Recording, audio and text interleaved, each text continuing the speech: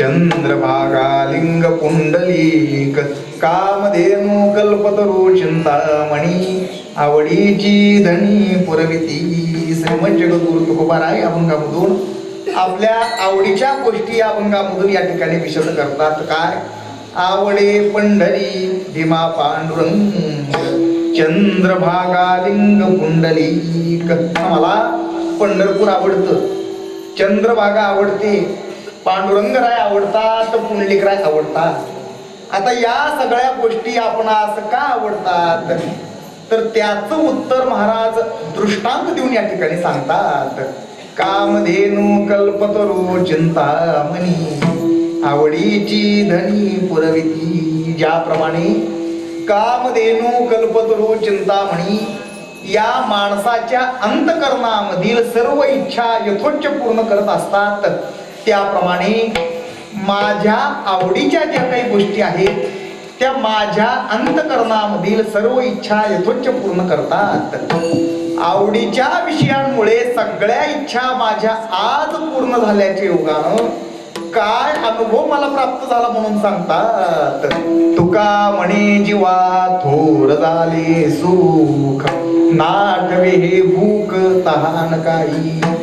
या आवडीच्या गोष्टींपासून मला सुखाचीच प्राप्ती झालेली आहे, त्यामुळे आता तहान भूक सुद्धा मला आठवत नाही, एवढं सुख मला प्राप्त झालं म्हणतात. आता हा झाला एक अभंगाचा आपला थोडक्यात भावार्थ. अभंगामधून तुकोबारायांनी त्यांच्या आवडीच्या गोष्टी या ठिकाणी सांगितल्या. माणसाच्या जीवनामध्ये ज्या काही अतिप्रिय गोष्टी असतात, म्हणजे ज्याचे विषयी मनामध्ये अत्यंत जिव्हाळा तळमळ आसक्ती असणं, म्हणजे त्याच्याबद्दल आवड असणं असं असतं.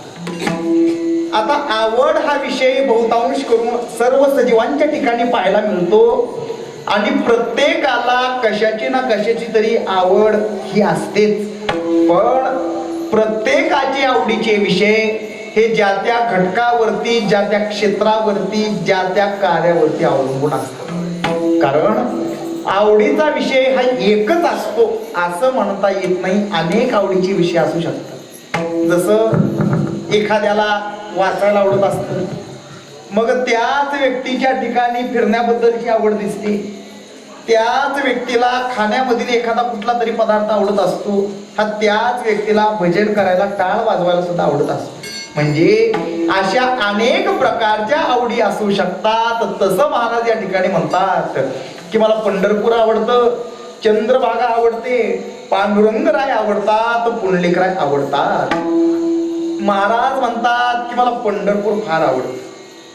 आता असं जेव्हा कोणी आम्हाला म्हणतं की मला हे करायला आवडतं, ते करायला आवडतं, अमकं ठिकाण आवडतं, तमकं ठिकाण आवडतं, तेव्हा तुमच्या आमच्या मनामध्ये असा एक प्रश्न निर्माण होतो की असं काय आहे त्या ठिकाणी. जसं महाराज म्हणतात की मला पंढरपूर फार आवडतं, मग असं त्या पंढरपूर मध्ये नेमकं आहे तरी काय. गावासारखं गाव, मंदिरासारखं मंदिर, देवासारखा देव, नदीसारखी नदी, आवडण्यासारखं जगाच्या वेगळं असं त्या ठिकाणी काय आहे. कसं असतं, आवडायचं जर म्हटलं तर आवडण्याचं काहीतरी प्रयोजन असावं लागतं, कारण काहीतरी असावं लागतं. आणि आवड ही गोष्ट अशी असते की ती कुणी सांगून आवड आपल्या मनामध्ये निर्माण होत नाही. एखाद्या प्रमाणाने सिद्ध होऊन आवड निर्माण होत नाही. हे तुला आवडलंच पाहिजे असं म्हटलं म्हणजे आवड निर्माण होत नसते. आता एखाद्याला कारल्याची भाजी नाही आवडत, गुळानं माखलं तरी त्याच्याबद्दल आवड आम्हाला निर्माण होत नाही. म्हणून घरामधील मंडळी सांगतात अरे कारले आरोग्यासाठी चांगलं असतं, असं सांगितलं तरी देखील त्याच्याबद्दल आवड आम्हाला निर्माण होत नाही. म्हणून ते आरोग्याकरता, शरीराकरता किती गुणकारक आहे हे विज्ञानाच्या प्रमाणानं सिद्ध करून जरी आमच्या पुढे ठेवलं तरी देखील त्याच्याबद्दल आवड आम्हाला निर्माण होत नाही. म्हणून शेवटी रागानं हे तुला आवडलंच पाहिजे आणि हे तू खाल्लंच पाहिजे असं म्हटलं म्हणजे आवड निर्माण होते का. अहो एखाद्याला एखादी गोष्ट आवडतच नसेल तर ते तुला का आवडत नाही असा प्रश्न तुम्ही त्याच्यावर नाही ना करू शकत. न आवडण्या पाठीमाग त्याला कारण वेगवेगळे असले पाहिजे आहेत, पण आवडतच नाही म्हटल्यावर त्याला करणार काय? किंवा काही वेळेला काही गोष्टी या नाईलाजाने आवडून घ्याव्या लागत असतात.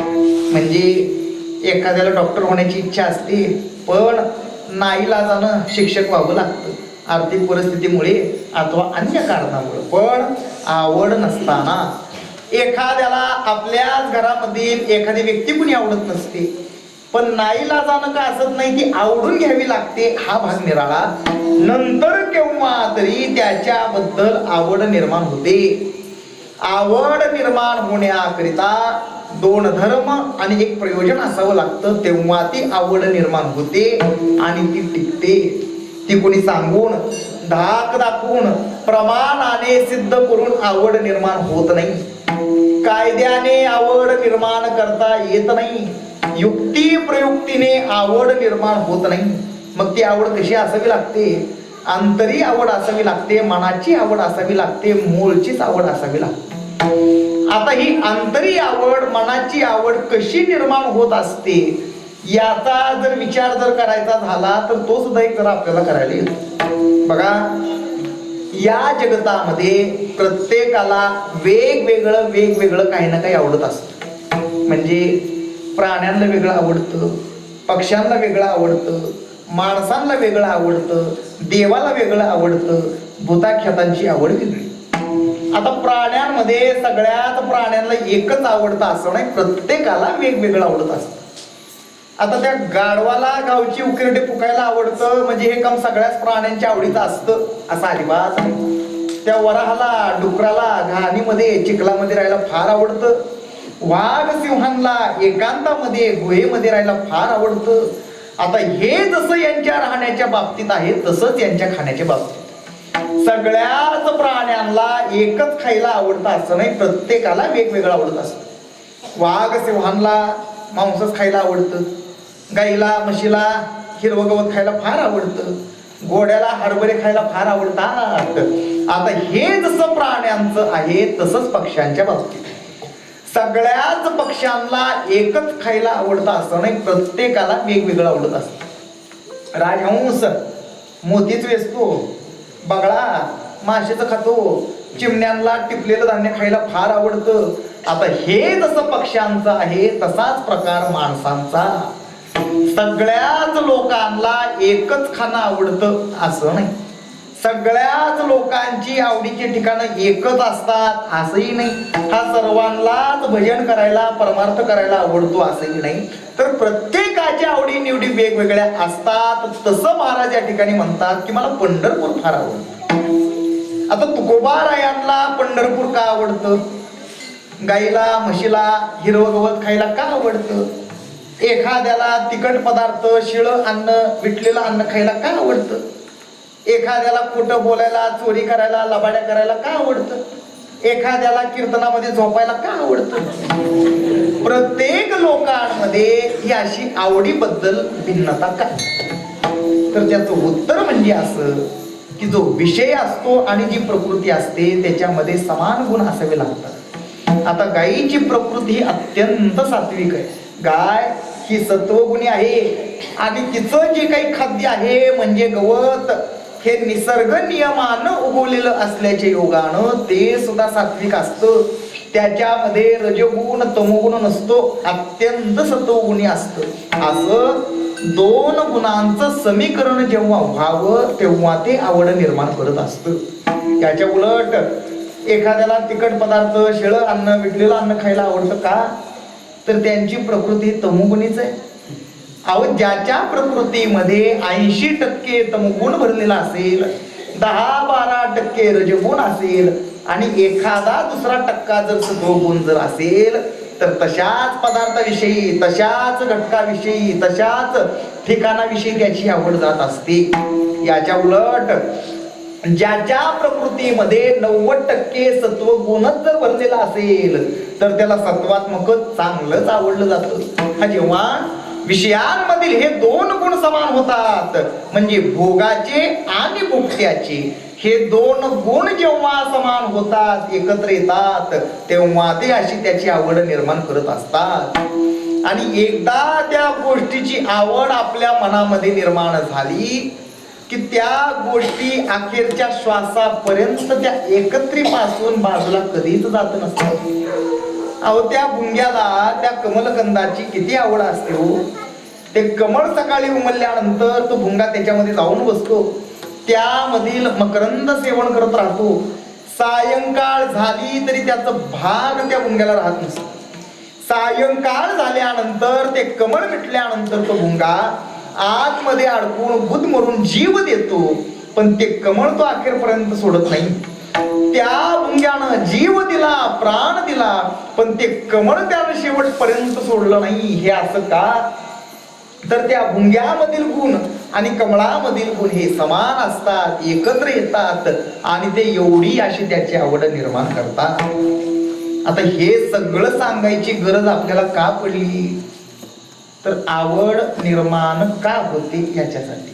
कारण सगळेच माणसं, सगळ्यांना पंढरपूर माहिती आहे, पण तुम्हा आम्हाला ते आवडत नाही आणि तुकोबारायांनाच ते का आवडलं याच्यासाठी.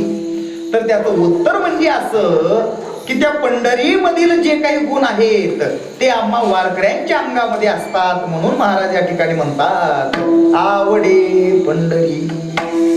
आता हे पंढरपूर महाराजांना, तुकोबारायांना जे काही आवडलेलं आहे, मग आता ही पंढरी महाराजांना आवडली तरी नेमकी कशी? म्हणजे आध्यात्मिक दृष्टीनं तुकोबारायांना पंढरपूर आवडलं का आधी भौतिक दृष्टीनं महाराजांना पंढरी आवडली का आधी दैविक दृष्टीनं तुकोबारायांना पंढरपूर आवडलं? कोणत्याही पदार्थाचे हे तीन रूप असतात, आध्यात्मिक, आधी भौतिक आणि आधी दैविक. आपल्या शरीराचं स्वतःचं जे काही असतं त्याला आध्यात्मिक म्हटलं जातं. याच्यामध्ये आधी भौतिक म्हणजे भूतांपासून निर्माण झालेलं आणि आधी दैविक म्हणजे देवादिकांपासून निर्माण होणार त्रिविध ताप. आतापर्यंत कीर्तनातून आपण ऐकले असतील, आध्यात्मिक दुःख, आधी भौतिक दुःख आणि आधी दैविक दुःख. आता आध्यात्मिक दुःख कशाला म्हणायचं असतं? तर आपल्या शरीराच्या रोगापासून जे दुःख माणसाला होत असतं त्याला आध्यात्मिक दुःख म्हटलं जातं. याच्यामध्ये आधी भौतिक दुःख कशाला म्हणावं? कुत्र, मांजर, साप, विंचू, शेजारचे लोक, पाजारची मंडळी यांच्यापासून जे दुःख आपल्याला होतं त्याला आधी भौतिक दुःख म्हटलं जातं. आणि आधी दैविक दुःख कशाला म्हणावं? मंत्र, तंत्र, राक्षस, पिशाच, देवादिकांपासून होणारं नैसर्गिक आपत्तीपासून जे दुःख माणसाला होतं त्याला आधी दैविक दुःख म्हटलं जातं. म्हणजे कोणतेही सुख, दुःख, आवड, निवड या त्रिपुटीवरतीच अवलंबून असतं. जे स्थावर दिसतं त्याला आध्यात्मिक म्हटलं जातं, जे अगोचर आहे, अदृश्य आहे त्याला आधी दैविक म्हटलं जातं. म्हणजे तुकोबारायांना हे पंढरपूर आवडलं. मग आता ही पंढरी महाराजांना आवडली तरी नेमकी कशी? म्हणजे आध्यात्मिक दृष्टीनं तुकोबारायांना हे पंढरपूर आवडलं का? म्हणजे त्या पंढरपूरच्या बाहेरच्या डोलाऱ्यांनी तुकोबारायांना पंढरी आवडली का? नाही. आधी भौतिक दृष्टीनं सुद्धा महाराजांना पंढरपूर आवडलं नाही.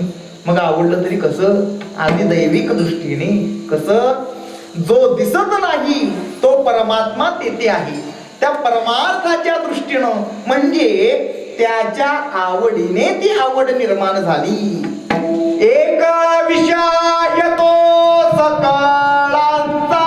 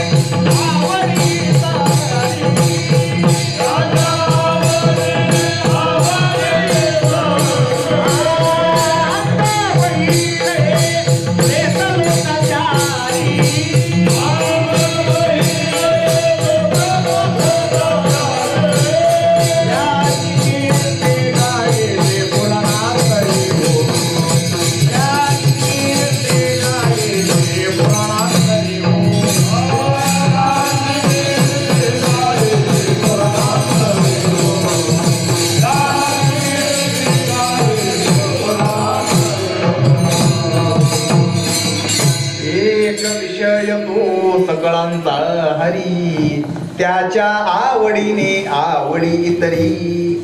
त्या गवळणींची काय अवस्था झालेली होती हो. सोय सुखाचे झाले अनुभव, एक एकीपाशी सांगतील भाव. अवघ्या अवघा हा कैचा नवलाव, सर्व साक्षेची तेथेची त्यांचा जीव.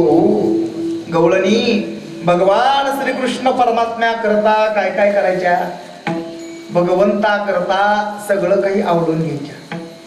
यशोदा मातेचं रागवणं सुद्धा त्या देवासाठी आवडून घ्यायच्या.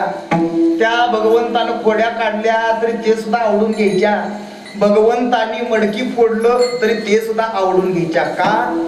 एक विषय येतो सकळांचा हरी, त्याच्या आवडीने आवडी इतरी. याला म्हणावं आदिदैविक आवड. म्हणजे अशा दृष्टीनं तुकोबारायांना हे पंढरपूर आवडलं. कसं असतं बघा, एक मुख्य आवड असते आणि त्या मुख्य आवडीकरिता दुसरी गौण आवड निर्माण होत असते. आणि या मुख्य आवडीकरिता आपल्याला एखाद्या पदार्थाबद्दल, विषयाबद्दल, घटकाबद्दल कशाची तरी नावड सुद्धा करून घ्यावी लागत असते. या अशा तीन गोष्टी परस्पराशी एकमेकांशी गुंफल्या गेलेल्या आहेत.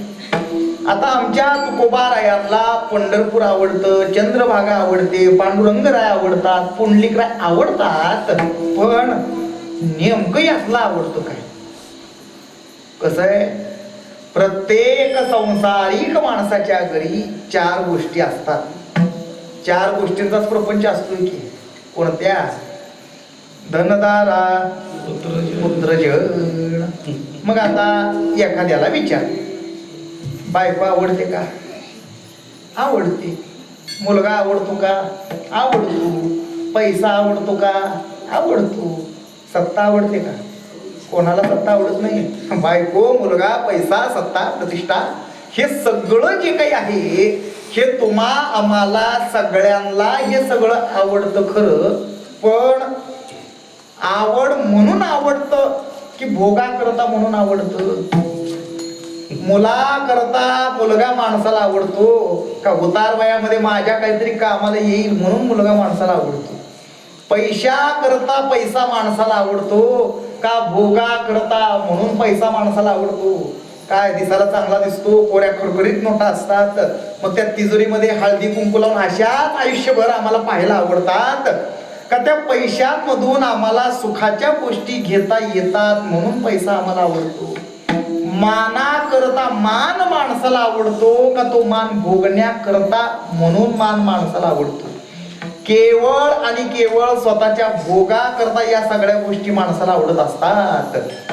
बायको ही माणसाची मुख्य आवड नाही. पैसा हे माणसाचं मुख्य आवड नाही. आपलं स्वतःचं शरीर सुद्धा माणसाचं मुख्य आवड नाही. हे सगळं आम्हाला आवडतं ते आवडी करता म्हणून आवडतं, भोगा करता म्हणून आवडतं. अवाटली असता बुद्धी विषय सुखाची परमावधी, जीव तैसा उपाधी आवडे लोका. हे सगळं आम्हाला आवडतं ते आवडी करता म्हणून आवडतं. दृष्टांत सांगितला म्हणजे जरा एक लक्षात येईल. एक होतं गाव आणि त्या गावामध्ये एक दाम्पत्य राहत होतं, एकुलतं एक मूल. आता एकुलतं एक मूल म्हटल्यानंतर त्या मुलाबद्दल त्या आई बापाचं किती प्रेम असतं हे कधी सांगण्याची काही गरज नाही. त्या लेकराचे सर्व हट्ट, सर्व इच्छा, सर्व मनोरथ पुरवले जायचे. पुढं ते लेकरू मोठं व्हायला लागलं, म्हणजे 7-8 वर्षाचं झालं, शाळेला जाऊ लागलं, कॉलनीमध्ये मित्रांबरोबर खेळायला जाऊ लागलं. आणि एक दिवस झालं असं, खेळता खेळता त्या पोरांना एक कुत्र्याचे 5-6 पिल्ली नजरेला पडली. आता ही कुत्र्याची पिल्ली पाहिल्याबरोबर त्या पोरांनी आपला क्रिकेटचा डाव मोडला आणि त्या कुत्र्याच्या पिल्लांबरोबर बसले खेळत. आणि त्याच्यामध्ये एक जरा ते कुत्र्याचं पिल्लू जरा काय म्हणतात त्याला आपल्या भाषेत खात्या पित्या घरचं गुटगुटीत गुपगुपीत देखणं जरा होतं. आणि त्या लेकराची त्याच्यावरती प्रीती जडली. त्याला वाटलं हे आता आपल्याकडंच असावं, आपल्या घरातच त्यानं राहावं, म्हणून पुढचा मागचा काही विचार न करता त्या पोराने ते गुबगुबीत कुत्रा आपल्या हातात उचललं आणि आलं घराकडे घेऊन. हे पाहिलं त्या पोराच्या आईनं. आता त्या लेकराच्या आईचं आणि त्या कुत्र्या मांजरीचं नातं म्हणजे साप मुंगुसाचं जसं एकमेकावर प्रेम असतं तसं यांचं नातं. त्यांना कुत्र मांजर अजिबात काही आवडत नव्हतं आणि त्या पोराच्या हातात कुत्र पाहिल्याबरोबर घर सगळं डोक्यावर घेतलं, त्याला रागवायला चालू केलं. ते कुत्र याला काहीतरी इजा करेल म्हणून कसं बस त्याच्या हातामधून तावडीमधून ते सोडवलं आणि त्या कुत्र्याला एक चांगली 2 फटकी मारल्याबरोबर ते गेलं घराच्या बाहेर ओरडत पळत निघून. आता आपल्या आईनं असं केलं म्हटल्याबरोबर त्या लेकराने आपलं जमिनीवरती अंग टाकलं, डोळे पांढरे केले आणि लागलं मोठमोठ्याने रडायला पाहिजे पाहिजे म्हणून भोंगा पसरायला चालू केला. आता आपल्या लेकराची अशी अवस्था पाहिल्याबरोबर ती माता पळत बाहेर ते कुत्रा आणायला. त्या अगोदरच 2 फटके खाऊन पुढे गेलेलंच होतं. माग